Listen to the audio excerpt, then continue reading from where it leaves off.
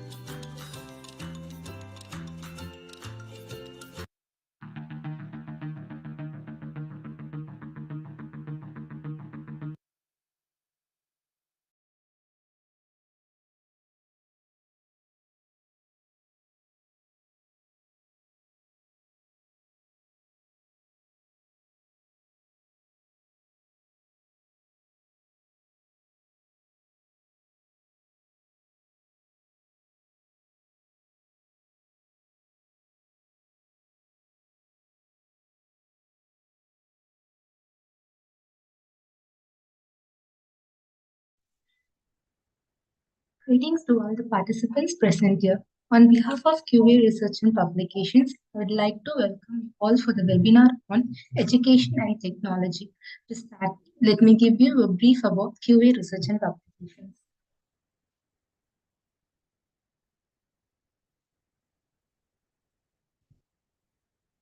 Quvae serves as a platform to publish research articles and prominent journals and conferences proceedings. We assist authors in publishing their research findings in high impact factor journals, promoting their work, enhancing their reputation, and building a strong scientific profile.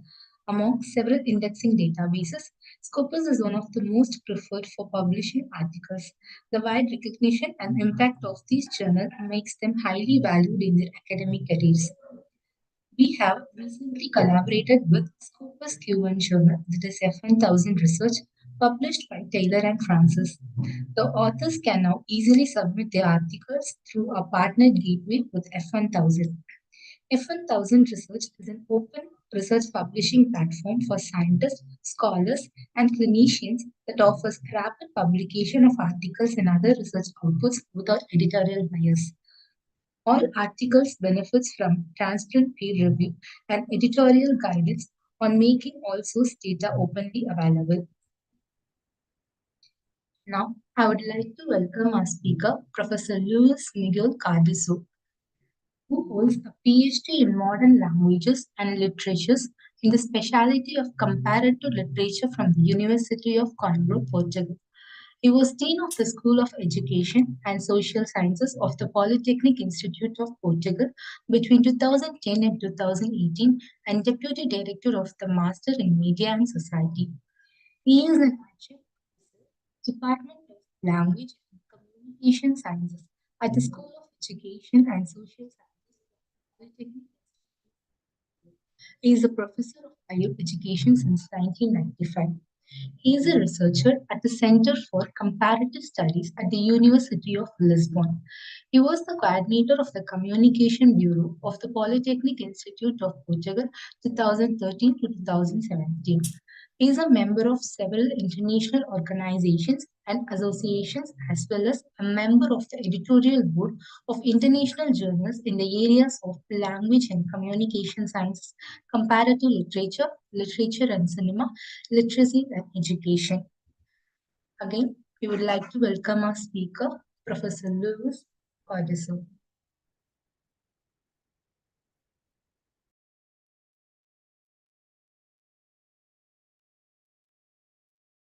Greetings and good morning from Portugal. It's a great pleasure to be here. It's an honor to be among esteemed colleagues, esteemed friends, in order to share some ideas and thoughts about one of the most important connections that we have nowadays in this 21st century. That is the connection between education and technology. So please allow me to share the presentation in order to give you a portrait of this voyage that will begin soon regarding the very interesting connections we have about education and technology. So first of all, education and technology in the 21st century is above all to understand what are the main challenges and what are the main frontiers that we have so that we can cope with the important challenges we have regarding, for example, 2030, and what are our most important frontiers regarding knowledge, regarding skills, regarding literacies, regarding ethics. Namely, when we are discussing how to improve education by integrating a lot of new technologies, namely artificial intelligence, for example, that is creating now a huge debate among academicians regarding the benefits and the doubts regarding this new technology. So this is the starting point for a journey about these challenges and about these frontiers. So let us try to understand, first of all, what are our common horizons regarding this connection between education and technology. So first of all, I would like to share with you all, dear colleagues, 5 examples of how technology is being addressed nowadays regarding education. The first one is a report from UNESCO from the connection Futures of Education. And it's entitled Education in a Post-COVID World, 9 Ideas for Public Action. And regarding this very important report about our educational systems, about our educational policies, and about the effect that the COVID-19 pandemic had worldwide. And of course, we all felt the impact of COVID regarding teaching and learning methodologies, the change between online learning to a hybrid model that we have today, and most of all, the change between in-person classroom activities to remote emergency online procedures. So these are very important challenges that we are still understanding now how to get a full digital migration attitude, not just in higher education, but also in our schools, and how to address all this regarding the opportunities and the challenges about technology. So I would like to emphasize that this report highlights some important ideas that we have to think that can guide us in this first decade of the 21st century, namely the importance of being connected, the importance of creating networking opportunities. And this work also emphasizes the need to understand how technology can help us overcome barriers. And of course, we all know that during the lockdowns, during the confinements, during the difficult years that we have to fight against COVID-19, education was an ally for us all, an ally that kept us going, that kept us running in relation to our educational systems. So as the United Nations told us a lot of times, education cannot stop. So we did not stop education, and we did not stop from giving our students everything they were expecting from us, teachers and educators. And we could do this by using technology. Well, my dear colleagues, today we are using technology to be here in cyberspace, connected by technology, connected by the use of Wi-Fi, by the use of internet, by the use of technological improvements that have been changing our landscape regarding education.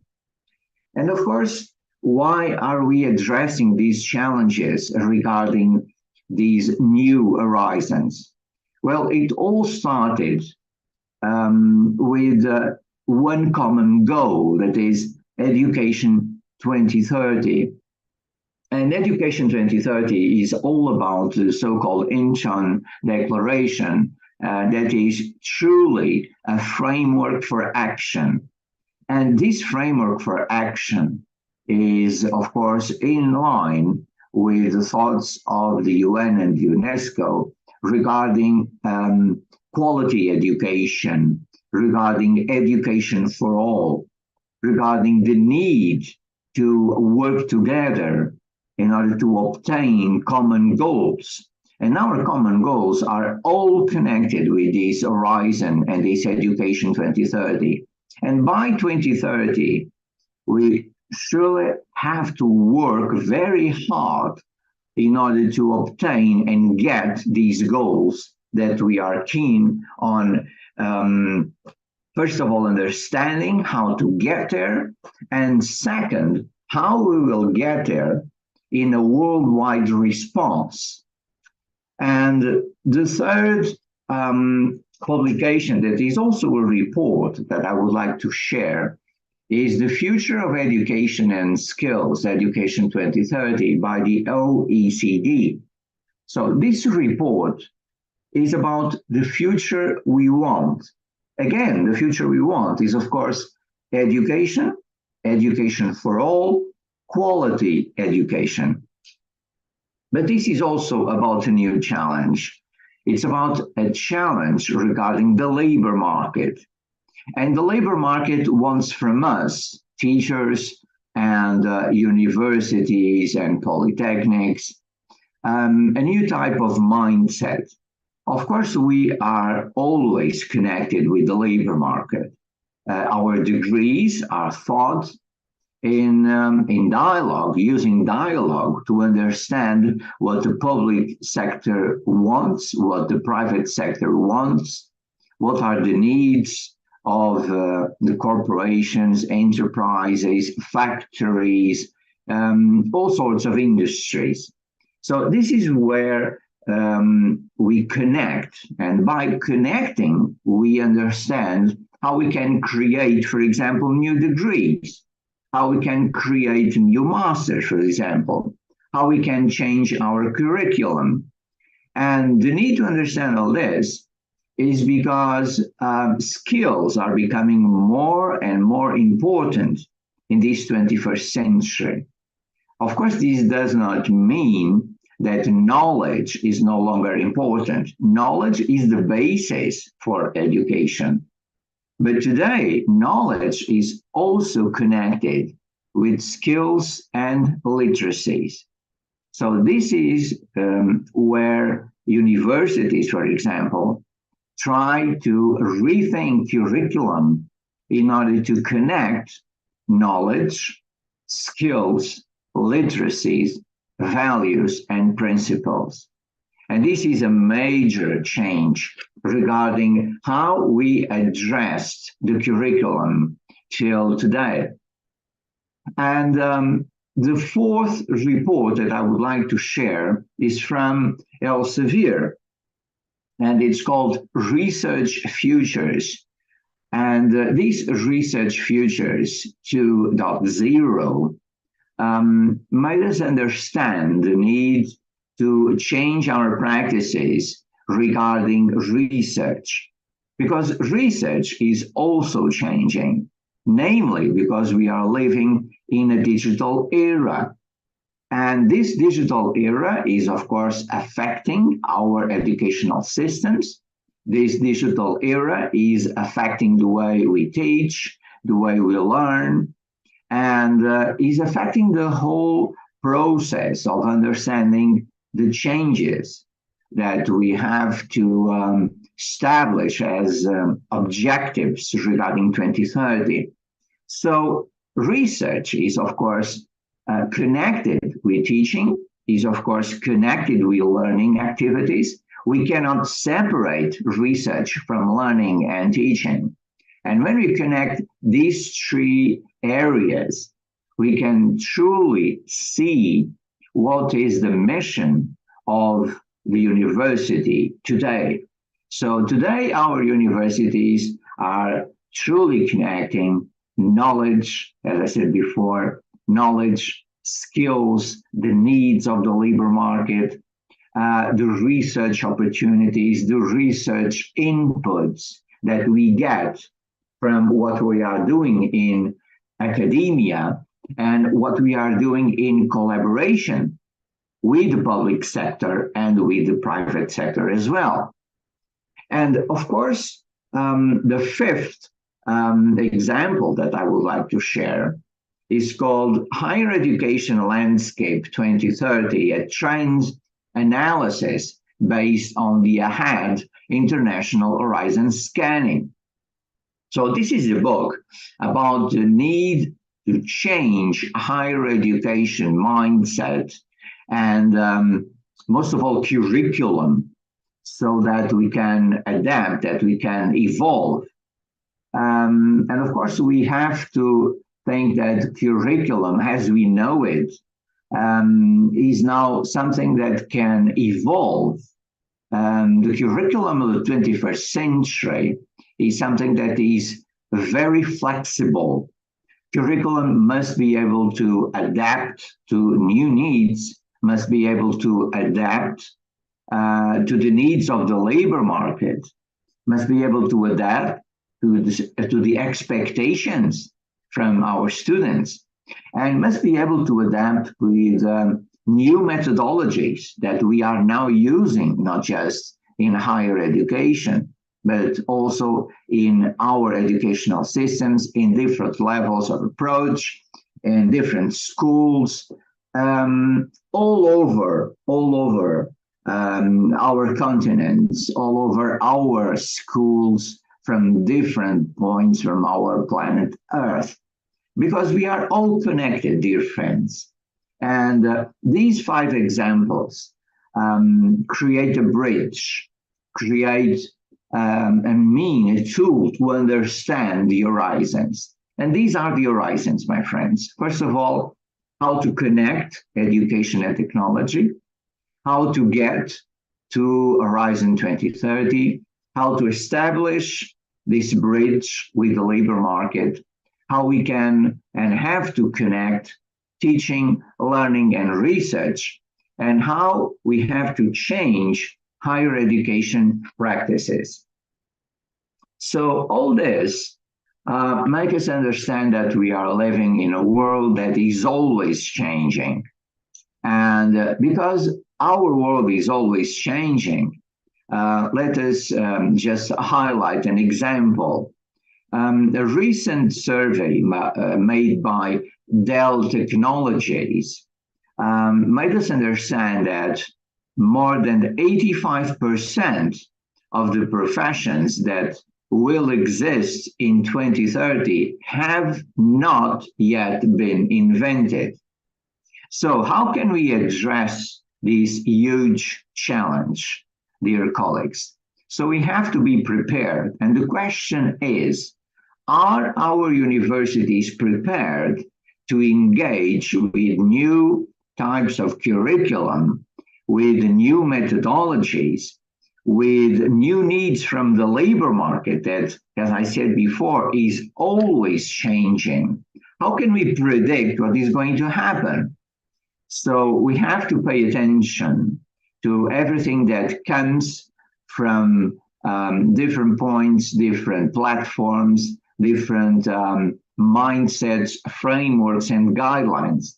So we have to understand, for example, that the guidelines from the UN, from UNESCO, from the OECD come together to create new opportunities for us to change, to adapt, to understand why we have to stay up to date and try to understand what is going to happen, for example, in the next decade. So this is also happening because COVID-19, for example, expedited a lot of changes in our educational systems, namely in our universities. So let us try to establish here 3 levels regarding 3 stages of our universities and the connection with this digital era. So first of all, we had stage number 1 that was all about teaching content digitalization. And then we thought about stage number 2, about teaching process digitalization. And then we had the opportunity to understand how stage number 3, about teaching management digitalization, was important. So what COVID-19 demanded from us is that we had to think faster, and we had to connect all these 3 stages in a more profound way. So teaching content, teaching process, and teaching management were enhanced during the COVID experience. And these three stages that are now the basis for higher education upgrades regarding, for example, as I said before, what the labor market wants from us, made us think that the future is now. The future is here now and is changing our methodologies, namely because we are living in a digital era. So about how this transformation is affecting us all, let me share just an example. So in 2020, dear colleagues, we had a digital spend about 3.6%. And by 2025, we will have a digital spend that will be more than 5%. So if we think now in US dollars, this means that in 2020, we had more than 227 billion US dollars spent in EdTech. This means technology applied to education. And by 2025, we will have more than 400 US dollars, 400 billion US dollars spent on EdTech. So EdTech is becoming more and more important. And why? Because advanced technology is now being incorporated in a faster way in our universities and is being incorporated in our educational systems. For example, let us take a look about artificial intelligence, about augmented reality and virtual reality, for example. Regarding AI, we are addressing more or less 6 billion US dollars in the near future by 2025 that will be spent incorporating new technology in our educational systems. When you think about AR and VR, by 2025, we are now thinking about more than 12 billion US dollars that will be spent on advanced technology regarding education. And of course, we cannot forget robotics. And of course, we cannot forget blockchain. So all these are challenges that we cannot ignore.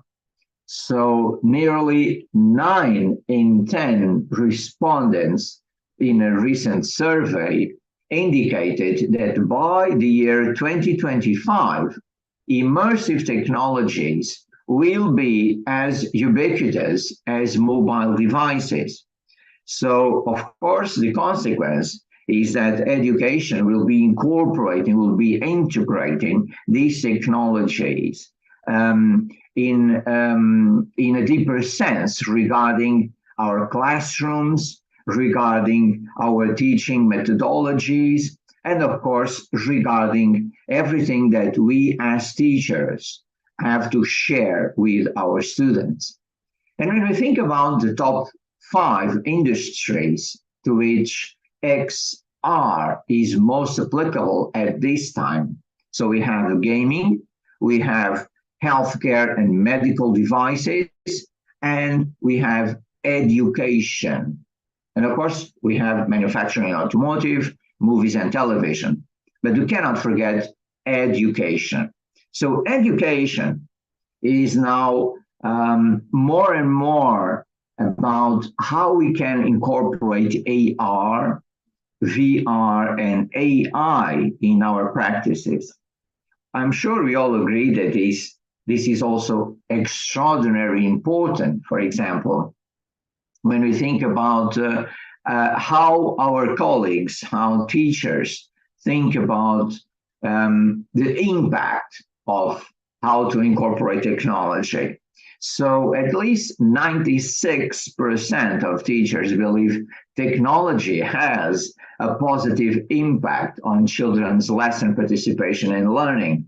So the majority thinks that technology is very important. And 53% of the teachers think that technologies make their classrooms more vibrant and fun.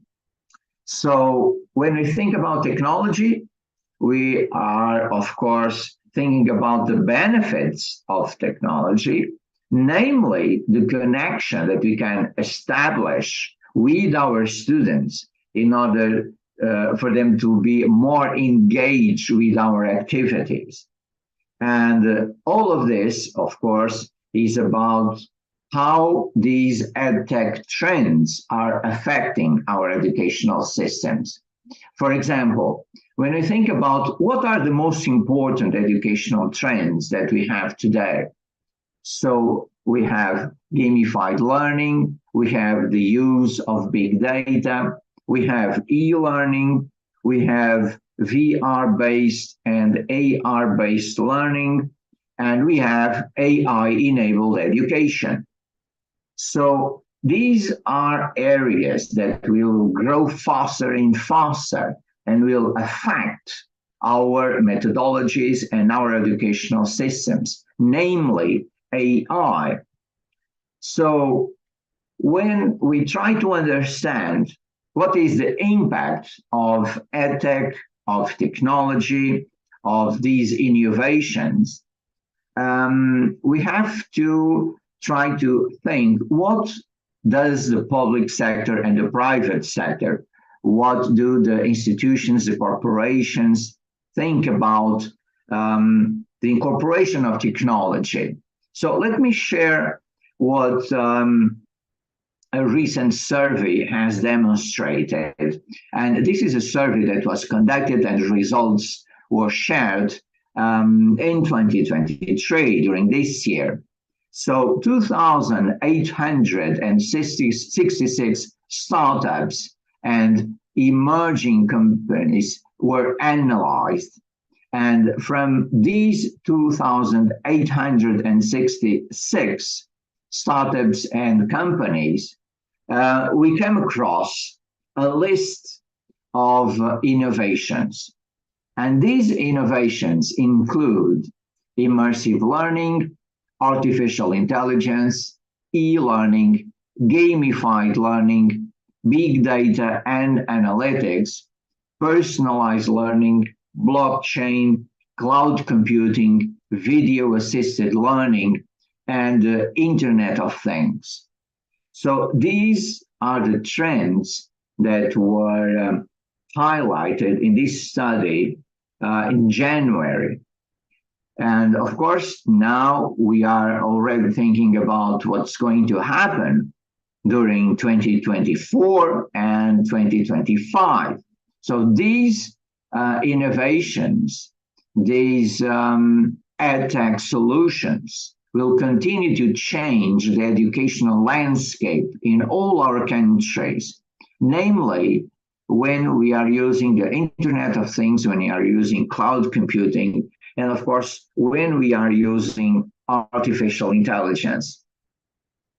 So when we connect these major changes, we come across artificial intelligence, augmented reality, virtual reality, blockchain, and for example, 3D printing that is becoming more and more useful in several degrees in several universities worldwide. So these changes are being incorporated in our higher educational systems and are now changing the way we are approaching how to understand, how to accomplish the objectives of Horizon 2030. And I think we all agree that perhaps the most challenging one is artificial intelligence. So first of all, I would like to emphasize the conclusions from this report, JRC Science for Policy report, the impact of artificial intelligence on learning, teaching, and education from the European Commission. And from this report, we can understand that indeed artificial intelligence is changing our learning procedures, our teaching procedures, our educational policies, our educational systems. So artificial intelligence, first of all, has to be enhanced. Of course, we have to understand how we can incorporate all this, but we also have to understand that we need a framework regarding ethics, for example, regarding principles, ethical principles on how to use AI in our educational systems. Nowadays, we're already using AI in several universities, and we will continue using AI in more universities. I'm sure of that. But we have to think that artificial intelligence is, of course, an opportunity for us to be more connected with this changing world. And I also agree with Professor Ian from New York University when Professor Ian highlights that the most important quality that is here now being analyzed is our intelligence. And it's not about us being substituted by artificial intelligence. It's about how we can use artificial intelligence to enhance our possibilities, to enhance our capacities, to enhance our quality. So this is, of course, a huge challenge for us all. And when we think about the applications of artificial intelligence in education, we are already using AI, for example, in our campus. We already have chat campus. We already have adaptive learning. We have proctoring. We have chatbots. We are using personalized learning.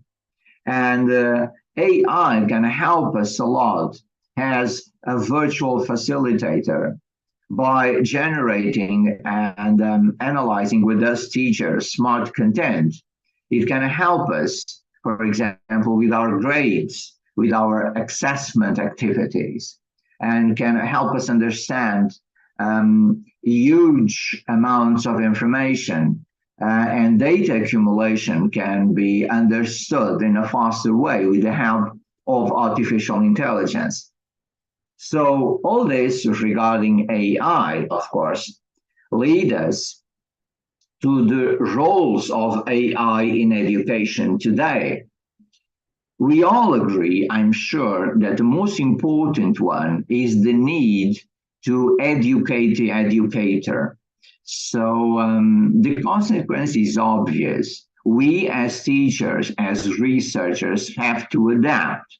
We as teachers, as researchers, have to analyze how AI is changing everything we are doing now in our classrooms, and how we can incorporate more and more edtech solutions in our educational systems. So this means that the 21st century teacher is someone who can adapt. The 21st century teacher is flexible. The 21st century teacher understands the need to be up to date. The 21st century teacher understands the need to have a lifelong learning approach regarding technologies. AI in education is now helping us, for example, with automated tasks, with generation of smart content, is now helping us with course improvement, analyzing classroom weaknesses, for example, and telling us that we need, for example, to get to this group of students, to get to that student in order to obtain better results, to help him. And AI is also a very important tool to create universal access to all students, to increase participation from all our students in our classrooms, to create virtual facilitation, to have more personalized education, not just inside our classroom, but also outside our classroom. And we will have more and more AI-powered tutors. We already have a lot of experiences regarding AI-powered tutors.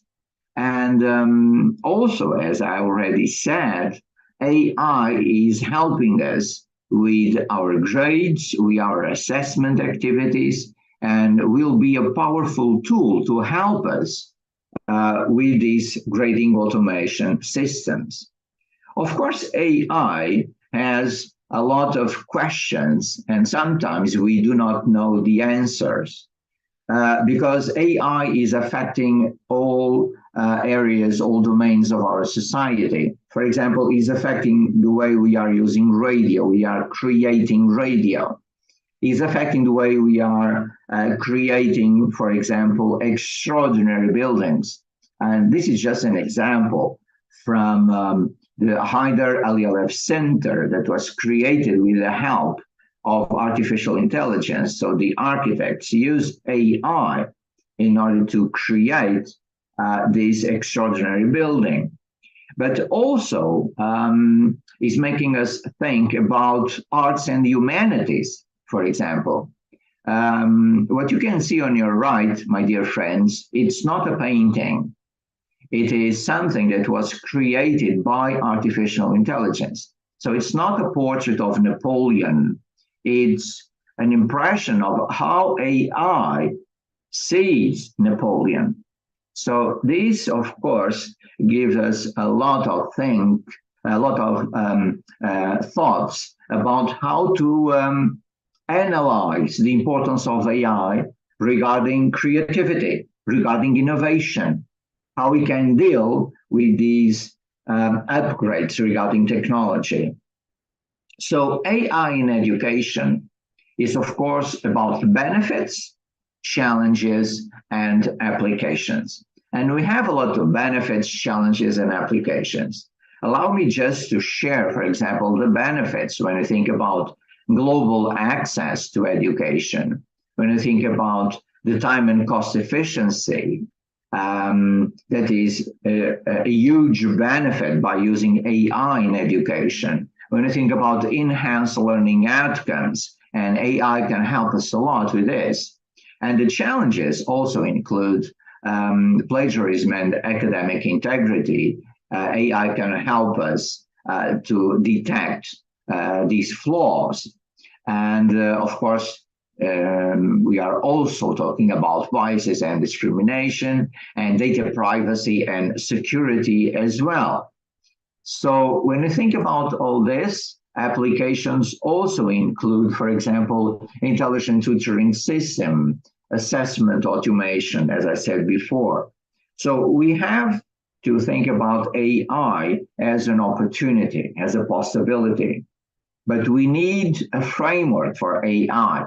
We need an ethical framework for AI. We need principles to guide us regarding the use of AI, namely AI in education.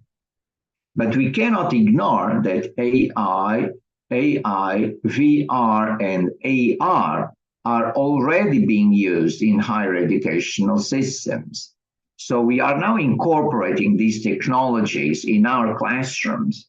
And we all agree, I'm sure, that our students are very keen on technology.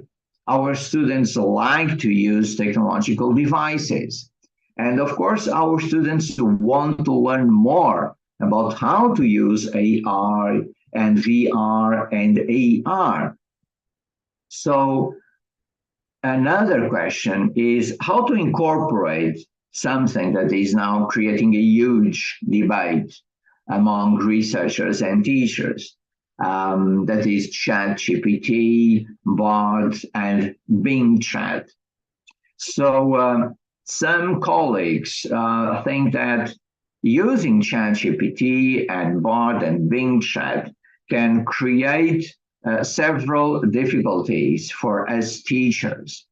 other researchers understand ChatGPT, Bard, and Bing Chat as opportunities, as tools.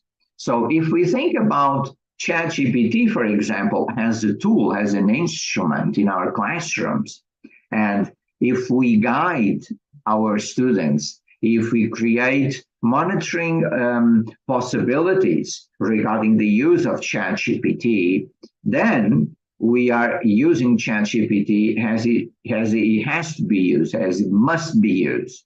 So our students have to understand that ChatGPT is not something that will solve all their problems. ChatGPT is not substituting research, but it is helping research, of course. So it can help our students, but we have to guide our students on how to use ChatGPT. So again, why are we discussing EdTech? Why are we discussing the need to change?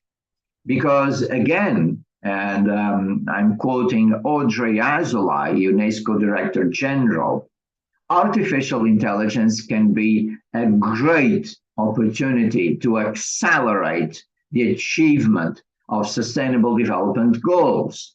But by any technological revolution leads to new imbalances that we must anticipate. So this is what we have to do. We have to anticipate. Because now student facing AI to enable adaptive lifelong learning, teacher facing AI to augment teachers' capabilities, system facing AI to enhance education management, is now creating a new mindset regarding SDG for Education 2030. And when you think about education and learning, for example, access to education, lifelong learning companions, collaborative learning, student forum monitoring, adaptive and continuous assessment, dual teacher model, all this is a set of trends that we have today in this 21st century, in this decade we are living in. So SDG 4 and Education 2030, of course, is also connected with this report from UNESCO that I shared previously, Futures of Education, Learning to Become, Education in a Post-COVID Learn, 9 Ideas for Public Action. And allow me to highlight number 6, free and open source technologies for teachers and students. So this is something that is very important for us all, dear colleagues. So, of course, we understand the need to incorporate AI. We understand the need to incorporate VR and AR solutions, to incorporate immersive experiences in our educational systems. Our students are expecting us to give us responses regarding the way we can integrate more and more EdTech, but we have to have access to these technologies, and we all know that we are living challenging times. So education must continue the number one priority regarding our educational systems, regarding educational policies, regarding what our governments have to understand that is the basis for our common future. So why is all this happening?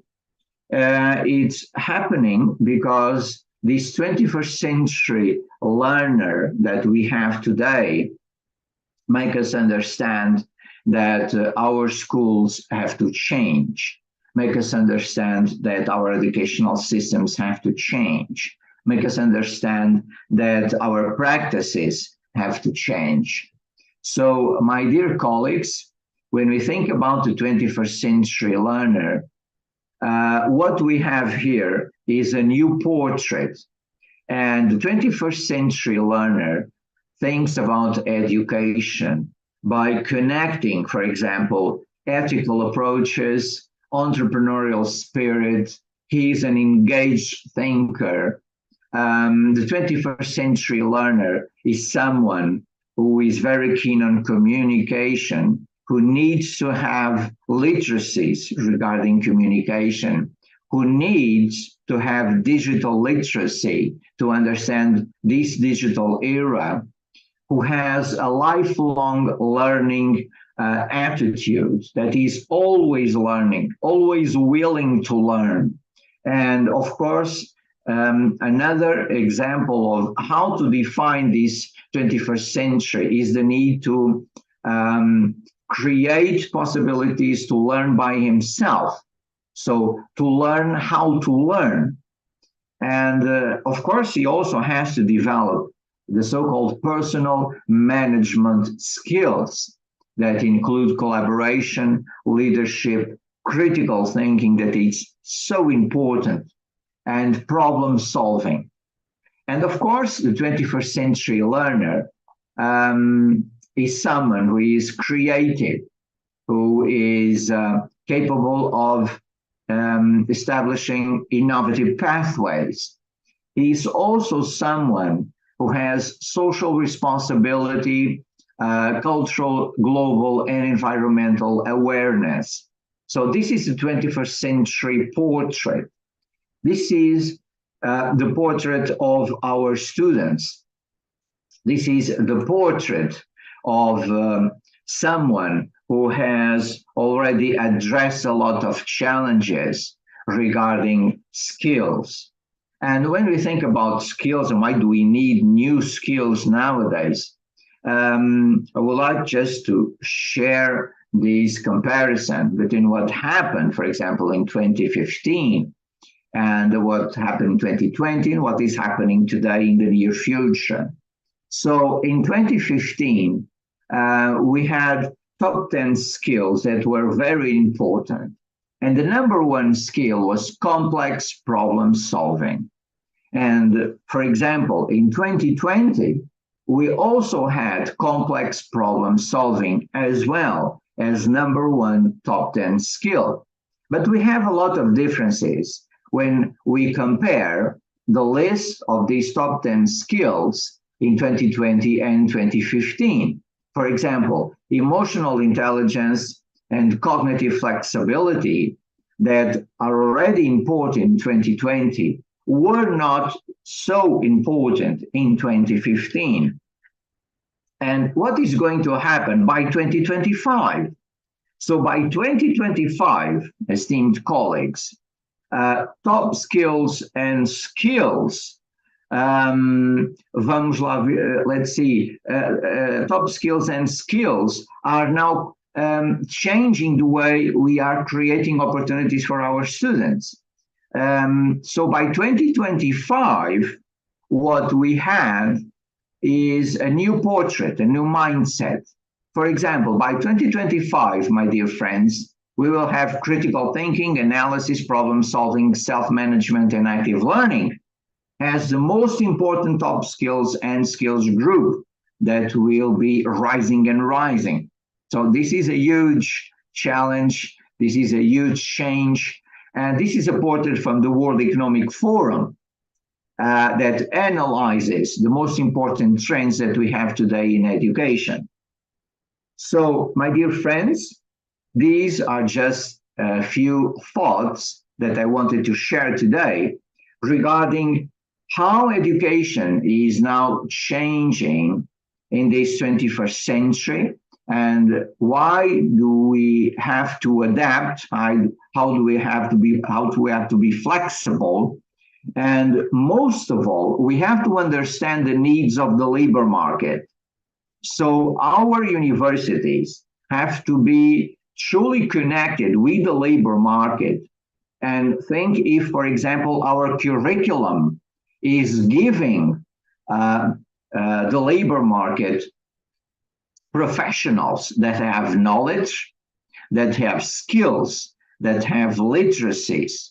So if our universities are giving to the labor market everything corporations, enterprises, public sector private sector wants, then we are on track with Horizon 2030.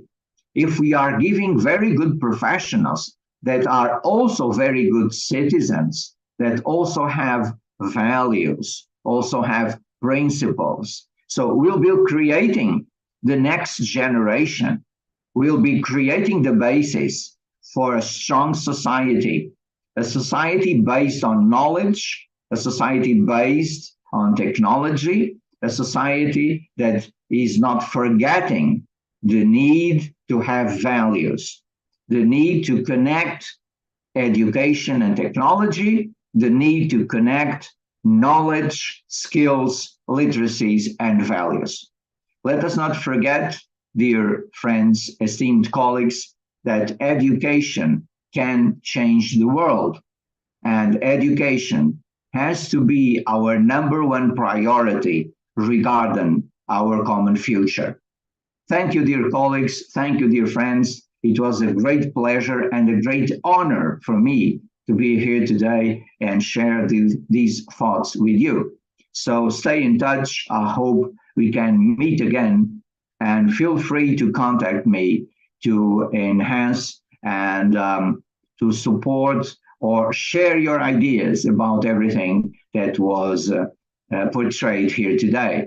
Thank you again for this journey about education and technology, and see you soon. Thank you.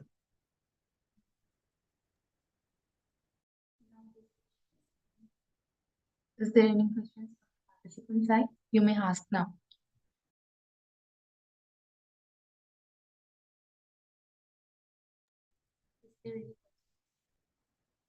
You may ask now.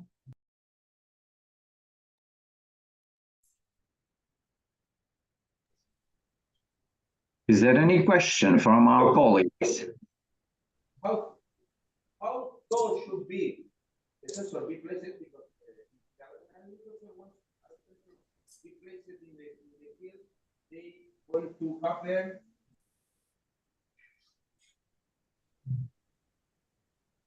I'm not sure if we have questions.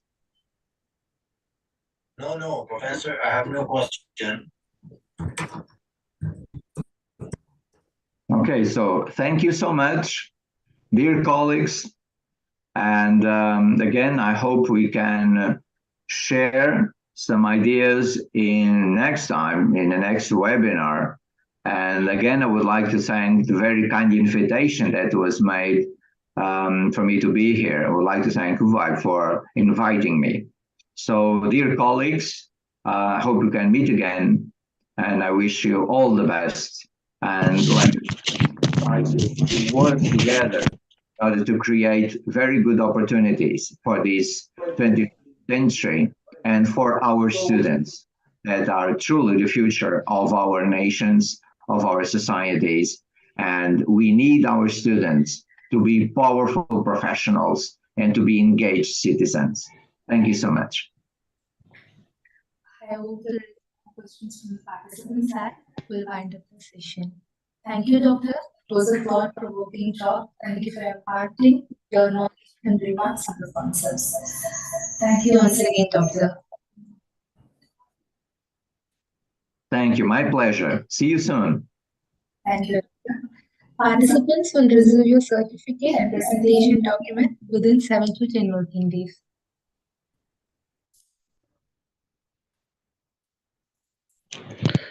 No, ma'am, I have a question.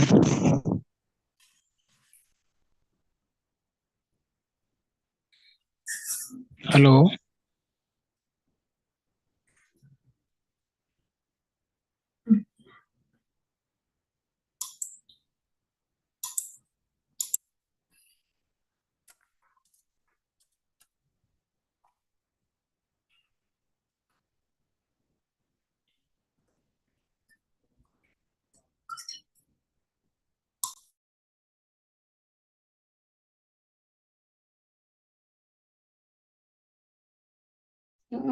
Yo